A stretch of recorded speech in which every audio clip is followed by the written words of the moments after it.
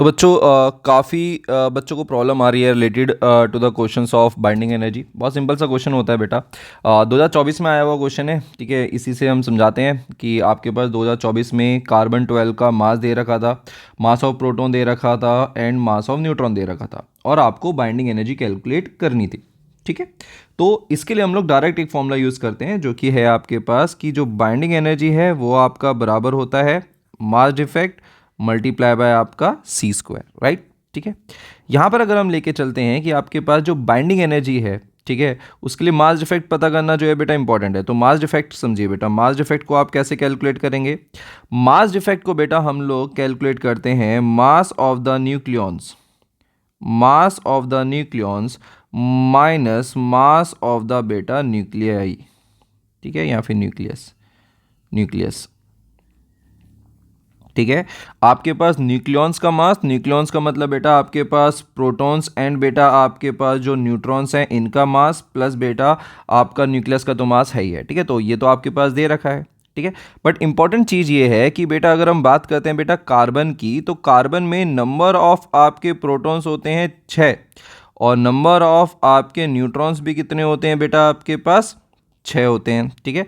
और ये जो मास दे रखा है ये एक एक बेटा न्यूट्रॉन और प्रोटॉन का दे रखा है, ठीक है। तो यहाँ से आपके पास जो फॉर्मूला बन जाएगा मास डिफेक्ट का फॉर कार्बन, वो क्या हो जाएगा बेटा आपके पास mass of nucleons, that is कितना हो जाएगा बेटा, मास ऑफ न्यूक्लियॉन्स हो जाएगा बेटा आपके पास 6 multiply by mass of proton plus हो जाएगा 6 multiply by mass of neutron minus हो जाएगा आपके पास मास ऑफ आपका न्यूक्लियस, ठीक है। जो भी आपके पास वैल्यू है, सब आपको वैल्यूज़ दे रखी हैं, ठीक है। यहाँ पर इसने सारी वैल्यूज़ दे रखी हैं, कुछ ऐसा नहीं है, सारी वैल्यूज़ जो है बेटा आपके पास प्रोवाइडेड है। तो आपके पास मास डिफेक्ट जो है बेटा आ जाएगा, ठीक है। जो भी वैल्यू आएगी आपके पास, लेट से हम सपोज कर लेते हैं कि जो आंसर आ रहा है बी के लिए वो आपका आ जाएगा एक्स सी, है ना, सॉरी एक्स यू।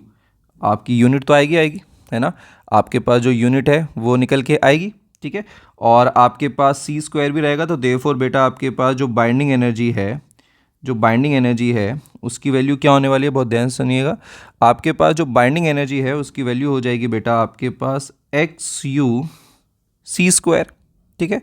बट अगर आपको कैलकुलेट करना है ये किस में, आपको मेगा इलेक्ट्रॉन वॉट के अंदर, ठीक है। अगर आपको यही जो एनर्जी है वो मेगा इलेक्ट्रॉन वॉट के अंदर बेटा कैलकुलेट करनी है, तो सिंपली आप लोग क्या करो, सिंपली आप लोग इस पूरी वैल्यू को जो है बेटा मल्टीप्लाई करवा दो 931.5 mega electron watt divided by आपका सी स्क्वायर। डेट इज हम इसको कैसे लिखेंगे, X U C square multiply by आपके पास 931.5 MEV ओवर आपका सी स्क्वायर, ठीक है।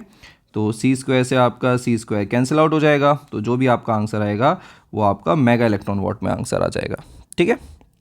जो भी वैल्यू आती है आपके पास वो आपकी मेगा इलेक्ट्रॉन वॉट के अंदर आ जाएगी। इस टाइप से बेटा आपके क्वेश्चंस होते हैं, बहुत सिंपल क्वेश्चंस होते हैं, तो घबराने की जरूरत नहीं है, ठीक है। सिंपल सा मास डिफेक्ट निकालो, ठीक है। मास डिफेक्ट निकालने के बाद 931.5 से बेटा उसका मल्टीप्लीकेशन कर दो, आपका आंसर आ जाएगा बेटा मेगा इलेक्ट्रॉन वॉट के अंदर।